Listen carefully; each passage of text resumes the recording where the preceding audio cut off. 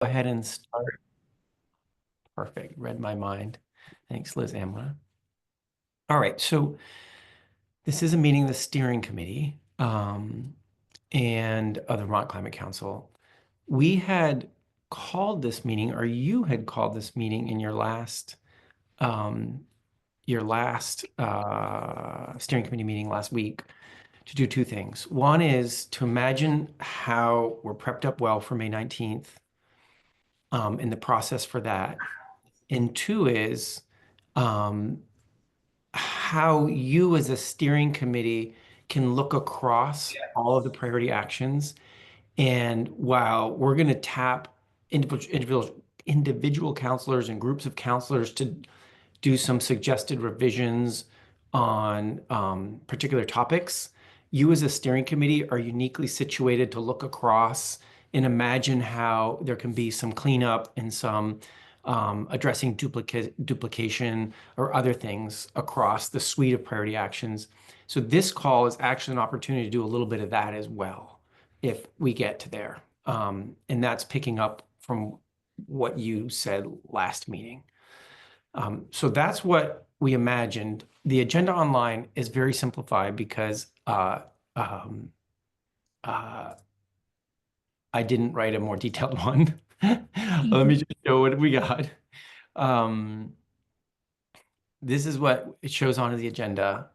I will say within this item is the possibility of us having this comment, providing these comments and ideas about the more holistic look across the priority actions and thoughts that you as a steering committee can put on the table that then the full council can review May 19th. Okay. That's what we're doing here. Any quick questions about what we're trying to do today? All right. Today, we benefit from the fact that we met as a council yesterday and had some comments about how to move forward. And today, you as a steering committee can really consolidate those thoughts about how to move forward and make a plan that makes sense given the time we have. I committed to preparing something, and I did write up a little slide. It's posted online right now, and I'll share it as well right now. Actually, sorry, I totally jumped over minutes. We can approve minutes if we want to. Let me just double check. They're all linked in there nicely.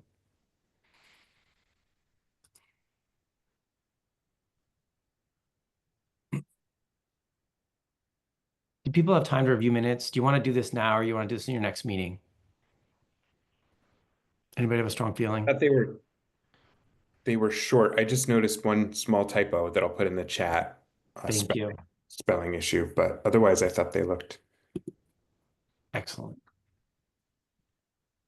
Okay. Anybody want more time with these minutes?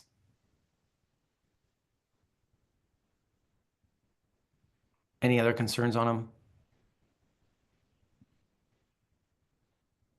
Okay, we'll fix the typo and treat those as approved. Thank you. All right.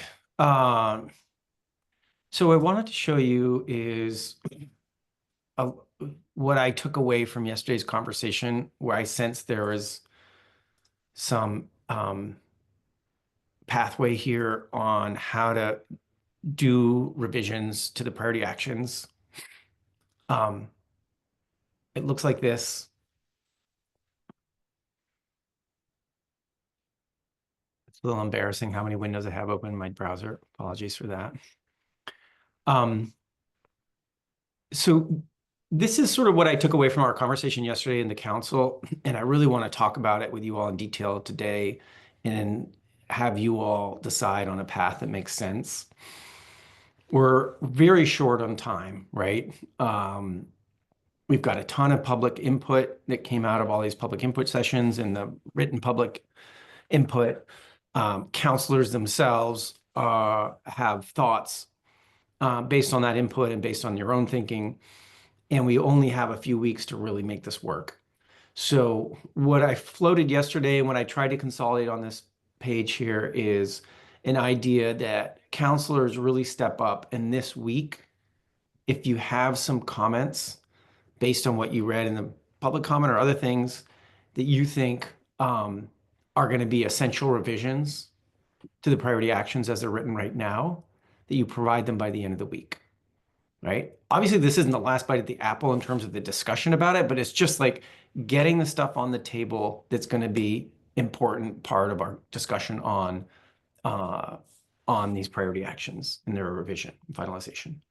So if counselors are up for it, we set a deadline for this week to say, send a note in that says, when I think about revising these priority actions, this is what I'm really thinking about.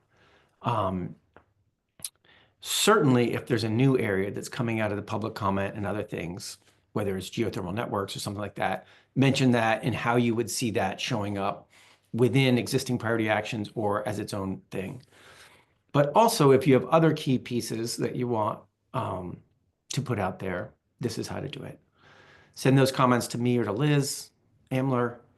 And as Carrick mentioned, it's perfectly fine. In fact, it could be great if if you folks come together and do some of those comments together, like the administration officials and or others, right?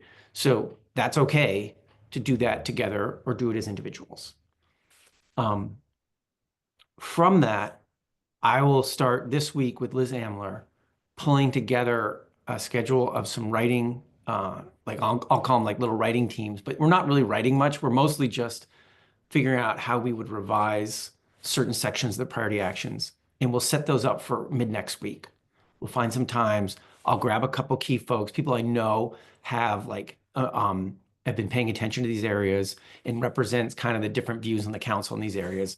And we'll try to create those kind of key diverse voices and bring them together mid next week and make some concrete proposals to the full council, right? Concrete proposals of, hey, what if we revise the action in these ways, right?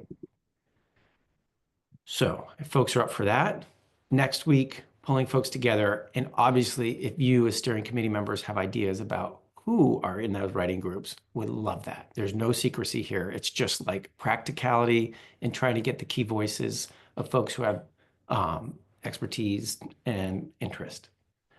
I'll just finish up this last steps and then grab questions. The council then takes those recommendations, and it's a key part of the discussion on the 19th, right? Is looking through those recommendations. How are they landing? What do we think, right? I say that point number 4, we should talk about how we imagine additional prioritization and how to like square those different aspects of prioritization, like Kelly's idea, what you would suggest is sort of bucketing things, or the idea of a top 10 list or something like that. Let's talk about that today, but let's not try to do that on May 19th. Let's try to do that later. Let's say in our in-person meeting June 2nd. And my final point there is, while we know this may come down to a vote, and there may be people voting for or against the overall package of this climate action plan, let's today still work under the premise that we should be seeking wherever possible for consensus language where everyone can live with the language, right? So it's just a mindset that we continue to use as we're moving into this. All right, enough of me. I've got everyone with their hands up. Jared, you first. Thanks, David. Thanks for putting this together. I generally like it and support this approach. There's kind of 2 specific things that I'd like to add in. One is if when we send out the email or the communication to the council about providing input by the end of the week, if we can just make sure that the latest version of the recommendations, ideally in an editable format, is linked or attached, just for ease of like the logistics of this, especially in the tight turnaround, that would be great.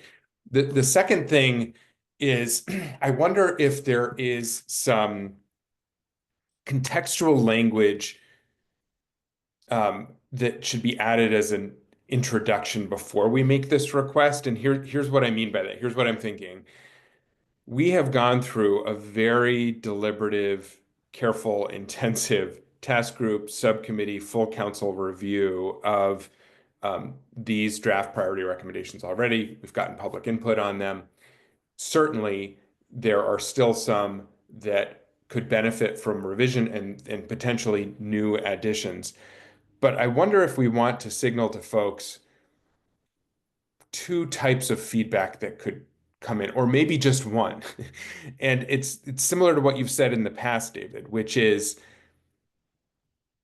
first and foremost, most importantly, what we're looking for is feedback about recommendations that without a change you can't live with. It's so that it's important in terms of getting it to a point where you and others can support it. Or and then the second would be, I could imagine that people would read through these. I might read through, someone else might read through this and say, well, this could, clarity can be improved this way. This recommendation might be a little bit better if it said this versus this, but it's not this kind of really urgent, like go, no go type situation with it.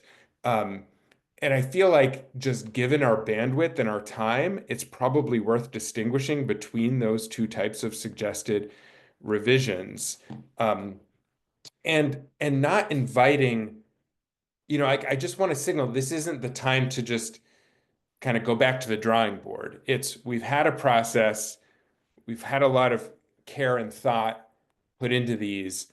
This is just really important proposed revisions that would need to get on the table for you to feel comfortable including them or not. And then, yeah, maybe there's some things that could benefit from clarity, but if we, let's start with the things that it's either up or down for you, depending on whether or not it changes. Thanks, Jared. I'm really happy you brought that up. And I have just two thoughts before I jump to other hands on that.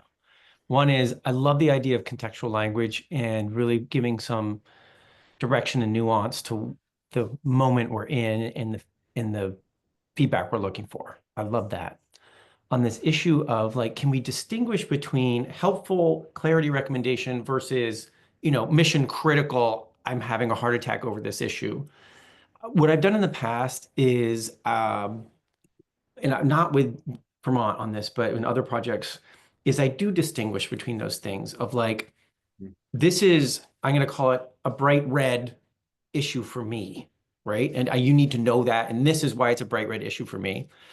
This is a suggestion I have that I think would be helpful, but it's not a hill I'm going to die on, right? And so you can do like, even like a color coding of your comments to some degree, or a bucketing of your comments. And I think, Jared, if you think that would be helpful and other steering committee members think that would be helpful, we can have people, when they make their comments, distinguish between bright red issues and issues that you think would be a helpful clarification, but honestly, at the end of the day, bigger fish to fry. Does that make sense? Okay, great. Next up, Secretary Clark, you're up. Thanks, David. I appreciate you laying this out. I think for consideration, back when we originally talked about this, I wasn't aware of legislative timing where like basically all of the money bills are moving this week. And so I'm wondering if we can have until early next week to provide the feedback, because I know that I will be challenged, and I think my secretary and commissioner colleagues, and likely some of you will be challenged as you're trying to watch these money bills move.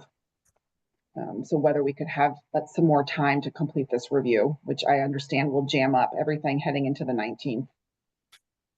Sarah, when you say early next week, what is a time that feels fair to you? It makes a difference if it's like Monday afternoon or Wednesday afternoon. Yeah, I would say like Monday or Tuesday, right, would be either Monday late or Tuesday early, just so there's like a weekend and then another work day. Because I think, quite frankly, we're probably all already pre-booked this week in terms of work activities to be able to clear up time to do the review that's really needed here. Okay, that's great. I'm just going to insert time, like just go right back and forth on this. Like, great. What if we set a Monday night thing so that by Tuesday morning, Liz and I can compile stuff. And if I Yeah. schedule stuff up for Tuesday afternoon and Wednesday afternoon, we'd have that input. That work? Okay, Thank you. you bet. Liz Miller. I think Joey might have been before me. Oh, I'm sorry. Yeah. Okay. But I can go, I'll try to be quick. I was going to raise the same thing Secretary Clark just raised, and I'm not in favor of Monday afternoon. I would challenge us to be realistic and look at our history of feedback from the council. I know the 19th is a set meeting. I understand we have to have a good meeting, but that's not going to be a good meeting unless we actually let this exercise happen and people come prepared and with actual comments and edits. So I would challenge both us and staff to give the additional time to the council. I just think we need to. And so I don't think Monday evening is adequate. It's only a business day for most people. I would push it to Wednesday morning or Tuesday evening if you want to stick with the evening. So that was Yeah, going and to I be one think of my that- comments. I just don't think it's realistic to think. I know for myself, and I'm not nearly as busy as some of the others on this issue. I won't be able to do it by Friday. And I think realistically, giving the council more like a week from when we actually get materials out to them and explain with the timeline why that's so important would be good. And I sidebarred with Liz Amler on her survey idea. I just haven't seen it work when we've done it in the past in terms of, I know some people participate, but then many people don't. And so, you know, we're right back to this problem of not really having consensus. So yeah, I would look for more time. I also am, I think I've said this before, but I'm going to say it again. I am Yeah. concerned that we're not actually taking the public feedback that we've received and doing something meaningful with it. And that we're just sticking with these priority recommendations, editing around the edges, and not really challenging ourselves to take on the comments that we received about where priorities should really be, or why certain things are even included. Hey, how come it's in this section and this section? What are you really meaning about that? All of that. I am concerned we don't have a process in place to really take that on. Coupled with, I still don't know if on the 19th you are expecting, when you say, how are you feeling to try and land these things? That's what I wrote down. Whether that is meant to be like a consensus voting process or not on the 19th, I don't know that we're going to be ready for that. And so I'm hoping that's not the case. But if that is the case, we need to be really clear with counselors what we're expecting on the 19th. And it feels hard to do all of those edits and get that answer, whether the deadline's this Friday or next Monday or Tuesday, frankly, when we know we have a month and a half until the whole thing needs to be done. So I know that's, I was going to try to find the last positive thing to say. I really appreciate the timeline. That was very helpful to see it laid out in order to be able to tweak it. How about that? Thanks, Liz. Love it. Yeah. Let me just do a quick reflection and keep moving forward. On the time, like happy to give another day. What we're playing with is trying, I think, to do exactly what you're wanting, Liz, which is to sit with this feedback that we're getting from the public and things that are still lingering among you all as counselors, and sit with it and make some concrete proposals about what would be different, right? Not nips and tucks, but like maybe there's nips and tucks, maybe there's something bigger. I don't know.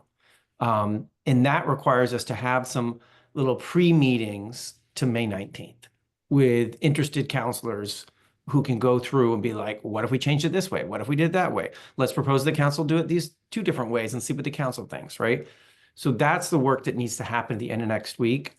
So if we give through Tuesday and it has to be in Tuesday night, and then we schedule stuff up for Wednesday, Thursday, Friday, great, we'll make it work. So another day is fine. I think there's a tension, Liz, between recognizing that this is a lot to ask of counselors, while at the same time recognizing we've got a time frame that is rough. And so we have to push ourselves in terms of like, now is the time to dive in, folks. Now is the time to spend those couple hours and do it. So I think that's the tension we're working with. And I really do hope that you as a council sit with that public input and you can show how you have made suggested revisions based on it. Julie? So just a few thoughts. First, to echo one of Liz's comments in the chat, I guess, and maybe push back a little bit on Jared. I think there has been a lot of process around the development of the recommendations, but it hasn't been with the council at this point. And so I do think trying to ensure that there's an opportunity for folks to really weigh in a way that just so far hasn't presented itself, other than one-offs where there have been very specific concerns raised, is important. And I appreciate kind of the tension in what deadline to give ourselves for feedback, and when how much room then there is to actually affect some of those changes in the narrative. I do worry that the more we short ourselves, the less sort of polished what comes to the meeting on the 19th is going to be, or the fewer options we'll be able to produce for the meeting on the 19th. And just think we need to be aware of that trade-off in giving ourselves extra time on the front end. I don't want to cast aspersions, because I know all counselors have really full schedules, but my experience has been there's only a handful of people that usually engage in providing written feedback, and more of the counselor engagement tends to occur, or the broader counselor engagement tends to occur in the meetings. And David, happy for you to correct me if your impression has been otherwise. But so I think trying to put weight on having quality materials to the council for the meeting on the 19th to serve as the basis for conversation has greater value than giving the council an extra day or two into the middle of next week to provide input. The other question I have, and I don't know how best to do this, is around chapter edits. As Jared knows, I sent comments on a first chapter this morning from one of the ones circulated through the Science and Data Subcommittee. I'm going to try to do a chapter a day for the next week or two here, and make my way through all of it and suggest edits. But I think we need to also give some direction around chapter content in addition to priority actions, and appreciate that it may be post May 19th, but I still think it's important to have it be part of the expectation setting we're doing at this point. Thanks, Julie. I'm glad you mentioned the chapters, and we'll talk about that in just a second. That is an important parallel related process. Yeah. Joey? No, I appreciate what people are raising in terms of the crunch and giving us a little bit more, and counselors a little more room to weigh in substantively, reflect on public input. I think that would be helpful, so would support pushing that out. You know, I don't know exactly what that timeline is, whether it's what Liz suggested or even longer. And as we were talking about yesterday, I also appreciate that we need to recognize that there's things in flux, and not be tone deaf to that.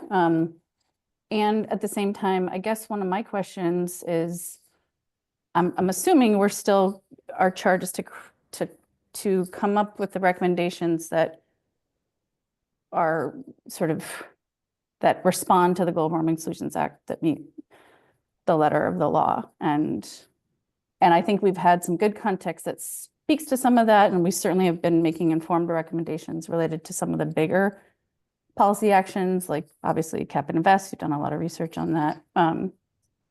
So I just wonder about how we're asking, you know, filtering public comment, which I found to be very useful, as well as then encouraging counselors to filter public comment and related to that. And one of the comments that I saw, and I would say that this could be true for counselors too. And the public comment was, was asking participants to prioritize actions when they have no contextual data to quantify the impacts and then the benefits, I would say, is challenging. So we have some of that data for some of the priority recommendations with cross-sector, because we've crunched some of those numbers.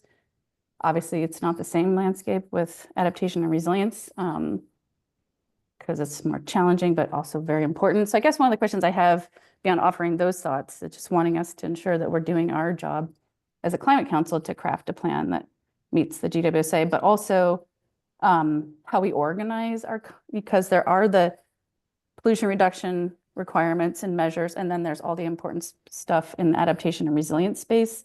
Kelly had offered a way to organize, and I wonder if we talk about when we organize, if we organize it through that lens or something akin to what Kelly had offered, but also in those two, sort of those different arenas of cross-sector, ag and ecosystems, resilience and adaptation. I don't know, all with the lens of a just transition. I don't know, but I'm just trying to think about how we organize and recognize how these things are all very important and interrelated, and also, yeah, I'll stop there. Okay. All right. On the organization front, I feel,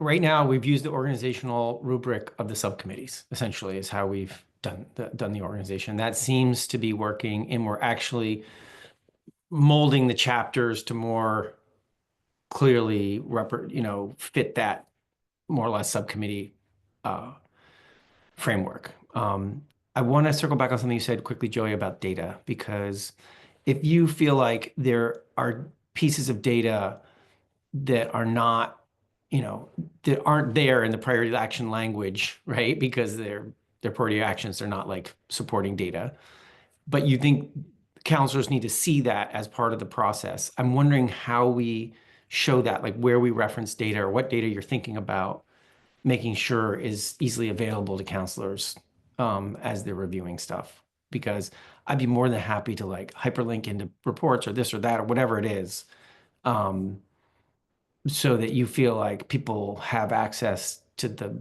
data that's going to be supportive of their thinking. Well, I just think publicly facing some of the data and the due diligence we did related to some of our, like a Cap and Invest program, that wasn't publicly available as much, in terms of like showing the impacts of different strategies or how you could potentially tailor a program to reduce, financial exposure, upward pressure on low to moderate income folks. Like, so there's like nuanced stuff that some of us are well aware because we're in it, but not as necessarily accessible to the public. And then we have new counselors too. So I'm just like, and then there's not as much data or quantifiable data in the resilience and adaptation space. So I'm just saying it's like a little bit of there's a lot happening. And in some of the recommendations, like really great recommendations from the public, they're really beneficial strategies that are not necessarily they're co-beneficial, but not necessarily high impact when it comes to pollution reduction. I'm just sort of articulating that some of these things are in tension and there's not sometimes data to sort of to guide what we would prioritize. Got it. Okay. Julie? Yeah, I was appreciate where Joey ended there, because I do think there's tension, and part of our challenge is I'm not sure we've fully resolved for ourselves what is guiding the report or the action plan, whether it is this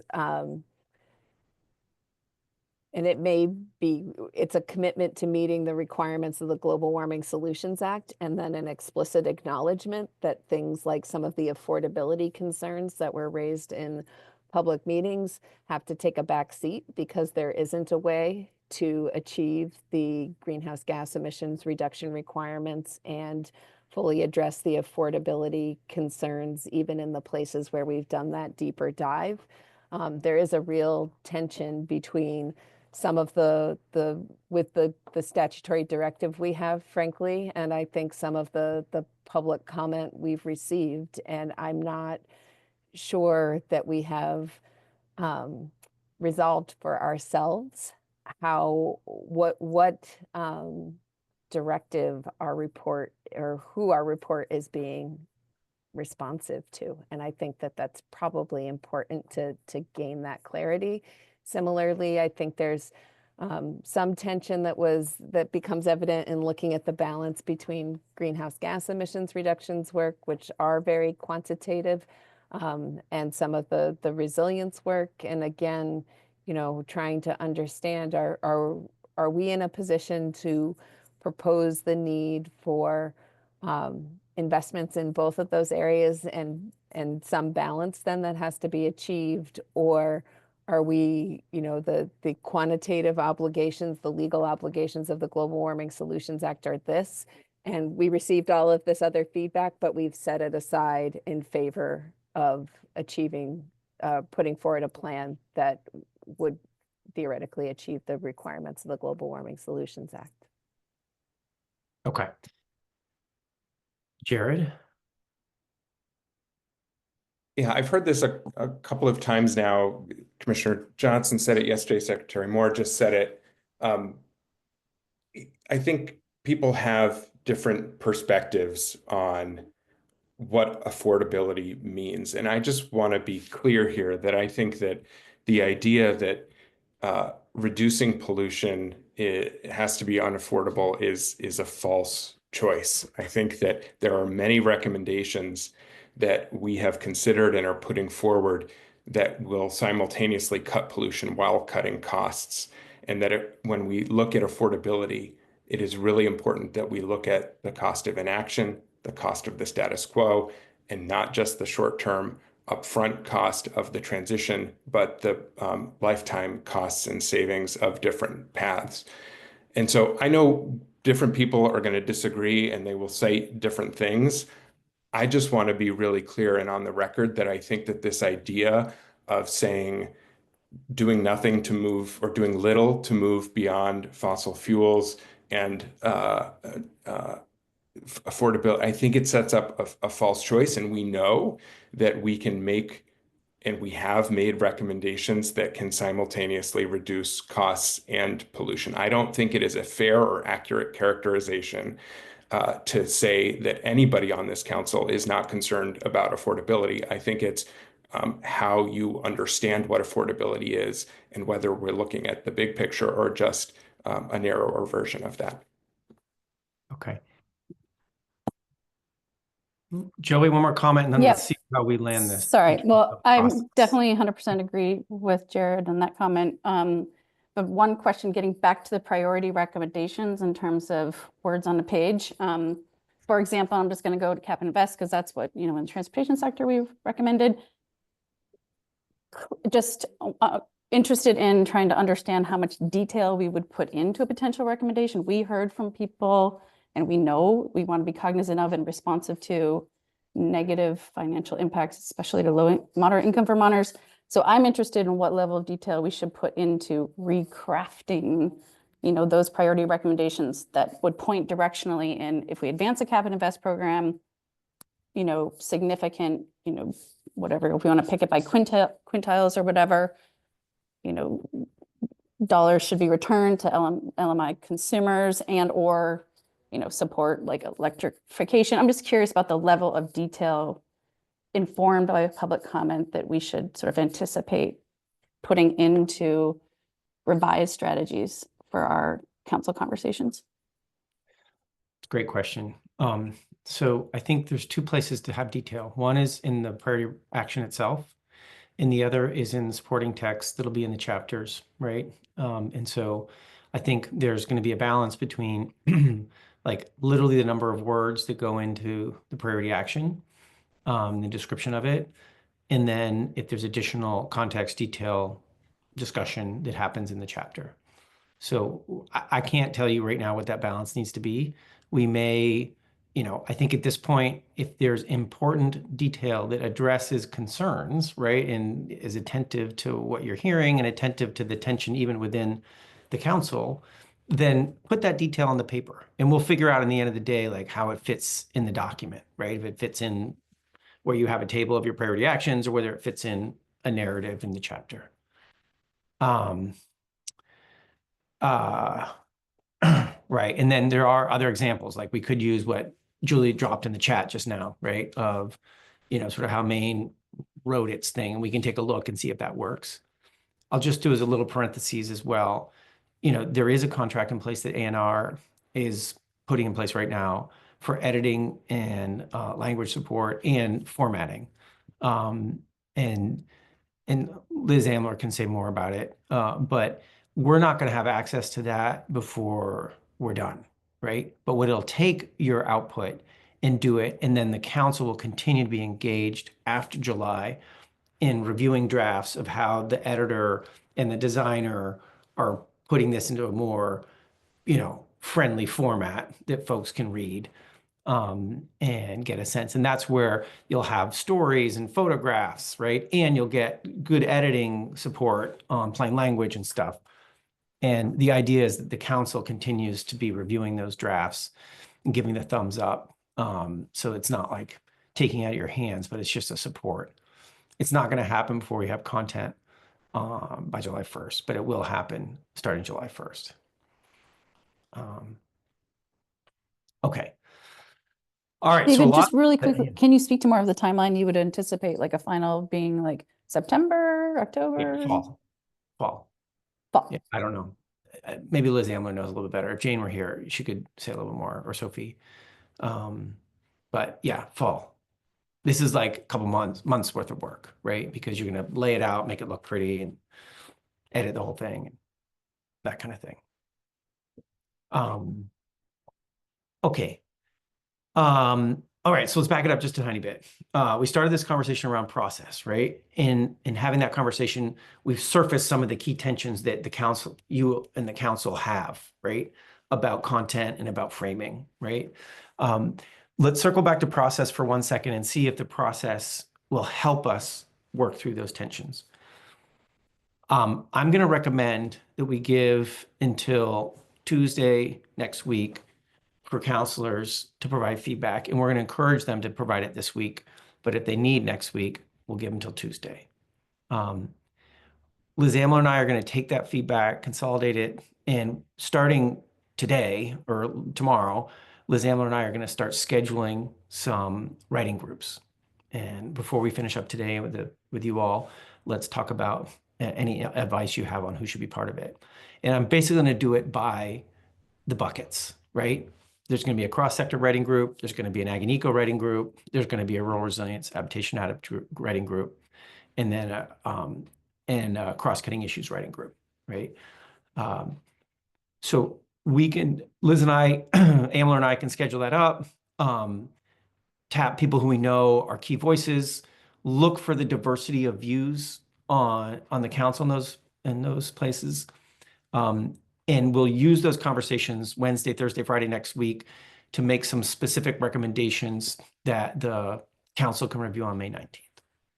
May 19th is an opportunity to make progress, but not to finalize. So Liz Miller's had a question like, hey, are we voting on this thing? Like, what are we doing on the 19th?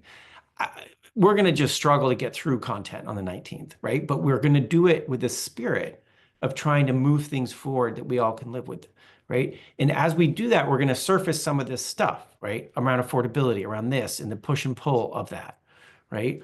And we're going to see how close we can get to revised priority actions on the 19th.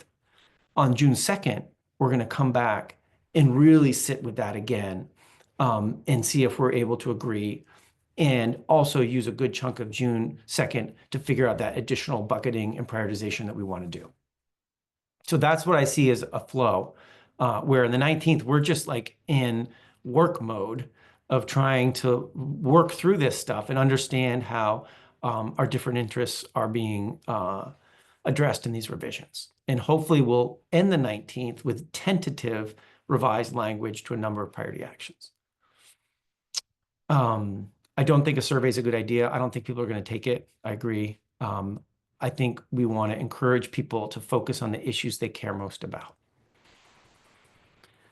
I am personally feeling a little flummoxed how to get data and information in front of counselors in this period right now.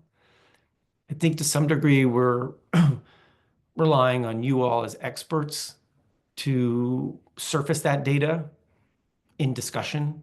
If there's something you think absolutely needs to go out alongside when Liz Amler and I send out probably later today this message to the full council, if you think there's links or other things that we should be surfacing, great. Send it to us. We'll make sure that that's linked. I think when we are in the writing groups and then in the May 19th, you all as experts in the field on these fields, you need to be surfacing that data, right? You need to be sharing that, making sure everybody's aware. Okay. All right. So just then to circle back, folks, okay, if we give counselors until Tuesday to provide input, Liz Amler and I start to schedule up some writing group meetings end of next week. May 19th is about reviewing those recommendations coming out of the writing groups, but we're not actually trying to tie a bow on it and take some vote or something. June 2nd is really trying to finalize priority actions and do any additional layer of prioritization or bucketing that we want to do. Just quick check. Does that make sense? Any friendly amendments or heartburn around that? Kelly? Two things. One, if we can be given what you suggested earlier, something like color coding, saying like, these are, Yes. I can't pass this one. This is a friendly amendment, but not a hill to die. Like some guidance for us so that we have a little bit of consistency in the comments we receive. I think that'll be helpful. And then the other thing was related to the data. There are tons and tons of comments that were just, you need to follow the rules and do the thing that Global Warming Solutions Act said you have to do. Yeah.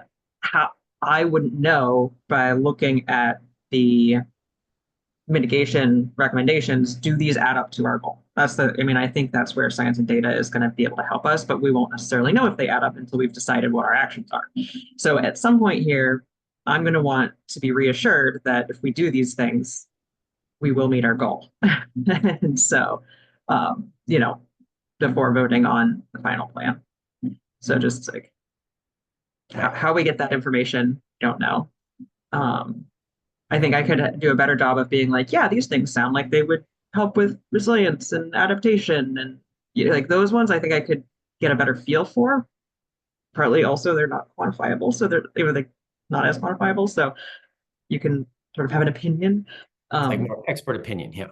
Yeah, my opinion about what will do the mitigation stuff doesn't really matter. I need to know from some people who can do the math and add it up and tell me, and I'll have to trust them. Right. And this is one of the frustrations of this process too, because normally in a normal process, we would have had a scenario analysis on the table already that sort of takes broad scale policy options and lays them into a model like the LEAP model that we heard about. And, we will have that. Apparently we will have a scenario analysis later in the game here, but it's going to be later in the game. So in the meantime, we're relying on expert input, knowledge from previous, analyses about what kinds of actions particularly give you the most likelihood of significant emissions reductions. So we will be relying on expert analysis and data from other processes. And even when we get the scenario analysis, and I can't remember, it was on the slide I showed yesterday. I think it's June 2nd is when we're going to get that. So it'll be like right as we're trying to like finalize it all. But it will be a little bit of expert analysis. Liz? That was going to be my question. That is before the quote vote in June, because yeah, I think that's important. And we may want to on the 19th just tease a little bit of the conversation out. If there are one or two priority actions, as I suspect there are, where inclusion or not inclusion is really the ball game on whether we meet our emissions, we should be identifying those and prioritizing the discussion of them, I would think. But I know that's a level beyond what we've talked about here. I also wanted to just acknowledge, because I appreciate the point, what David Grass wrote in the chat, just in case we don't get to it in public comment.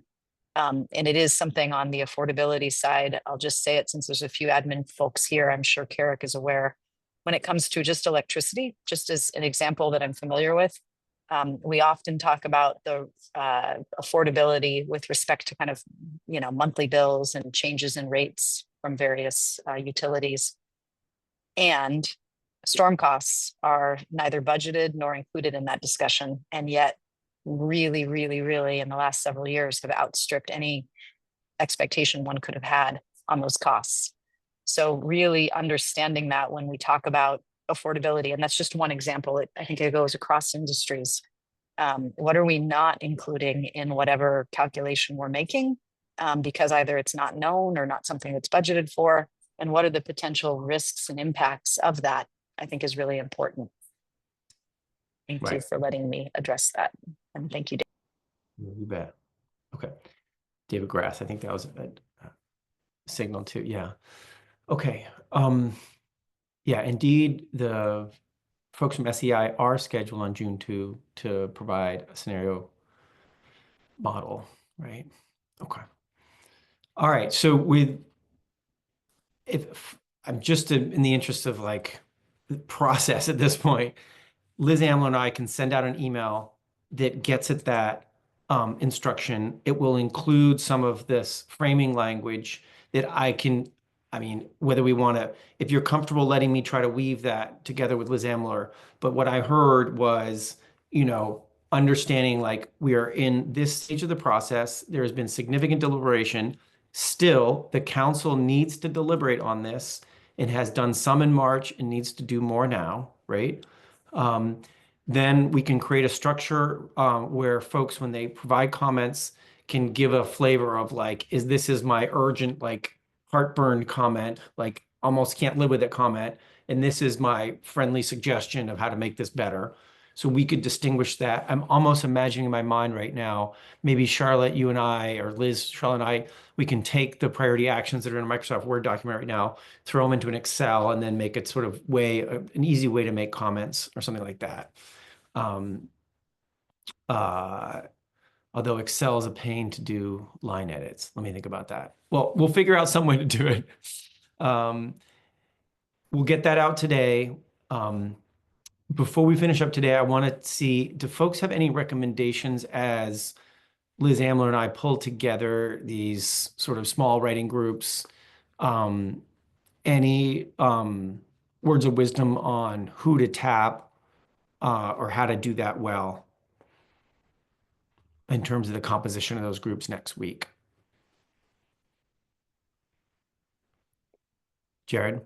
I think it would be important that we include the folks who've authored those in terms of the sections, and the chairs and co-chairs of the committees that they've come from. The third one that I could think of is, if there's something really specific in terms of a tie between what the recommendation is and the appointee to the council. There's a lot of overlap between those things anyway, but I'm thinking like for Ag and Eco, it's got to be Jael and Ryan and Billy, for instance. Makes sense. For Yep. cross sector, it's Rich and Joey and me and Liz. Right. Secretary Moore. Yeah. Yeah. Great. Okay. Julie?